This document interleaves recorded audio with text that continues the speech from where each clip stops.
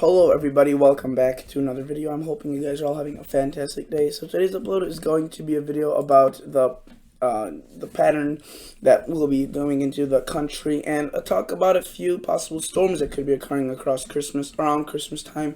So that was kind of our main concern.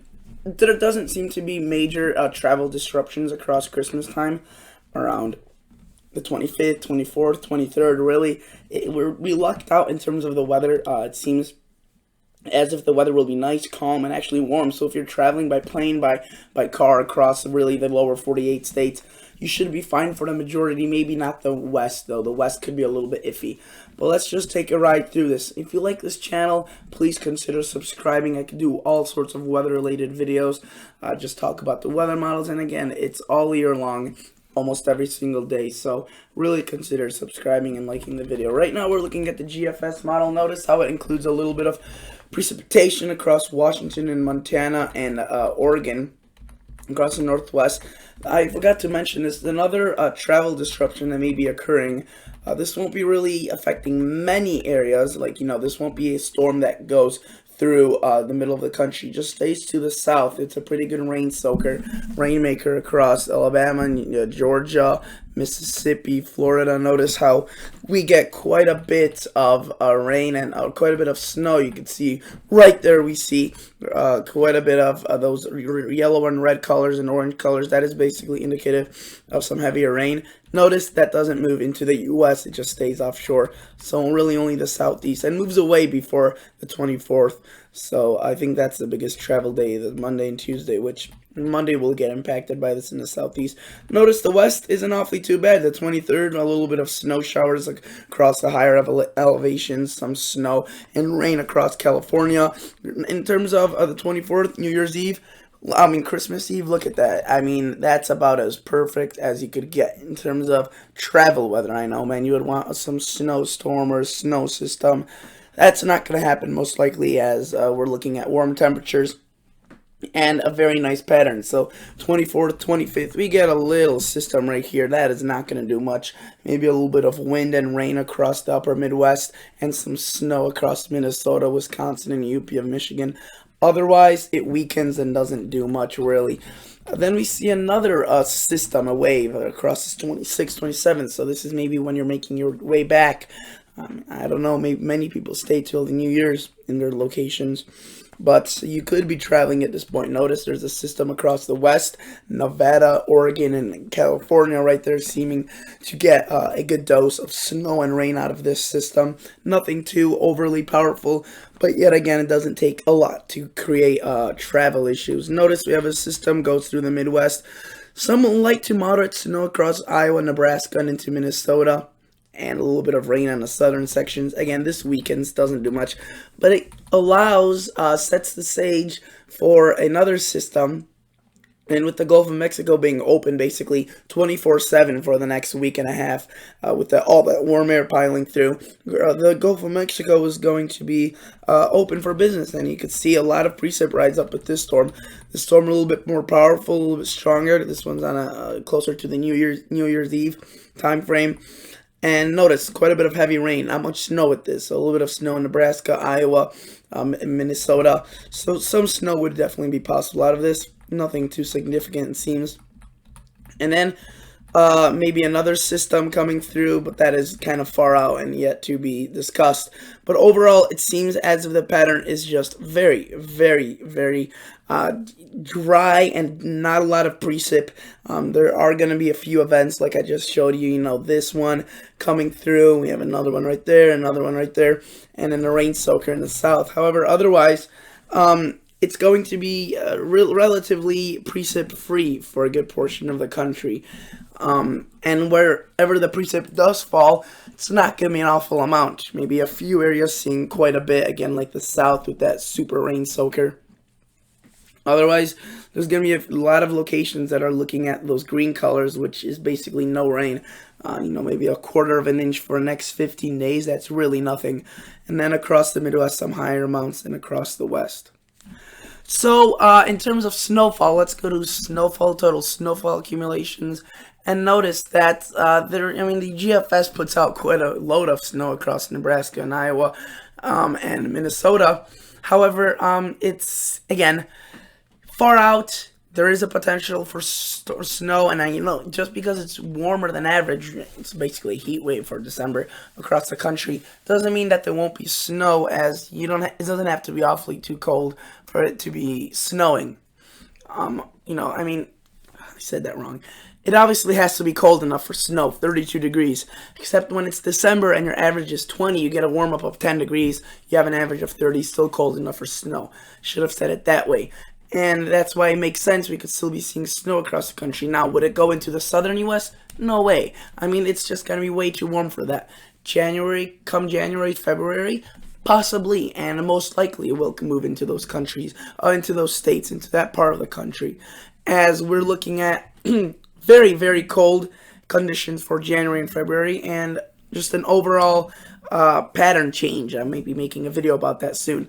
But as of now, notice not that much across the south, and pretty warm temperatures. Again, snow though still falling. Let's look at the European model, or the GEFS ensembles, in terms of the temperature. Let's go to the 5-day temperature anomalies. I want to show you that the trend is just going to be mainly warm. When the warm stops, when does that warm stop? It's going to be tough to know, really. It could continue into the early portion of January, and I think it will.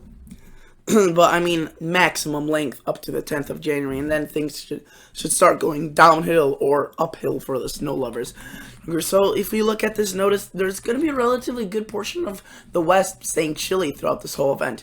The eastern U.S. really bakes in this, but the western gets in on some of this, especially towards the beginning. But then notice it moves into the east, but then it starts kind of weakening, and we'll have to see what happens after that. The GFS isn't showing too much cold, really. Showing more warmth than cold, but again, even when it's just moderately cold, we could see some big storms. It's just that usually when it's this warm, we get a pattern that is not favorable for storms, and when we get warmth and a not favorable pattern for storms, you're not going to get precip, so don't forget about snow. If we were to look at the European model, it's just came in, I'm pretty sure. For the most part, you can see they're showing some nice above average temperatures. This is obviously a little bit in the upper atmosphere, but it basically kind of, conspires into what is at the surface of the ground surface, 2-meter temperature. We could go to the heights, and you could see those colors basically show us where it's warmer at the ground.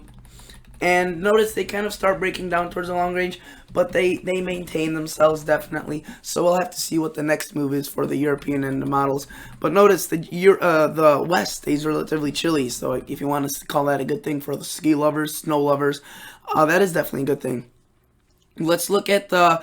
I want to see if we could look at some temperature anomalies, because notice there's going to be blue coloring across the west. That's indicative of some cooler temperatures across the western U.S. So I guess the western will be locking in on this, and that makes sense, as we could be going into a positive P&A pattern, which could be indicative of, again, quite some cold air across the west, just not across the east. Let's go. I wanted to see if we could go to North America with this European model.